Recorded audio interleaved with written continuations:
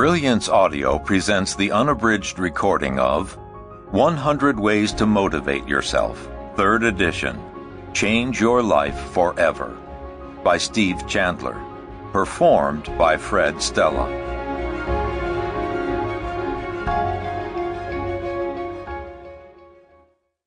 To Catherine Ann Chandler. Motivation requires fire.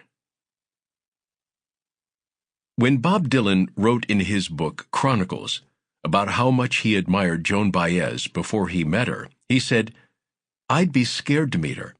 I didn't want to meet her, but I knew I would. I was going in the same direction even though I was in back of her at the moment. She had the fire, and I felt I had the same kind of fire." We don't question what he means by the fire. We read on, knowing full well what he means. But sometimes I wonder, though, do we really? Do we know it from experience?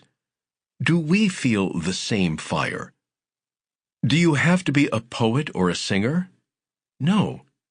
We all know what it is to have that same fire, no matter how briefly we have experienced it. My own life's turning point came when I discovered I could light that fire all by myself. It took me more than 50 years to discover this, but I'm slow in these matters. You can get it today if you want. For the first 50 years of my life, I thought the fire only happened when something inspired me. It was something that had to happen to me.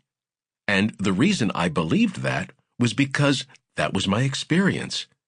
You have to go by what you know, don't you? The funniest thing about fire is that it takes fire to light it. I go to the fireplace to start a fire. I put crumbled up newspaper under the kindling. Then I put the logs over the kindling wood. But how do I start this fire? I need a match or a lighter. You have to have fire to start a fire. Ironic? Paradoxical? Counterintuitive? Cruel hoax? A friend of mine once said, "You're on fire."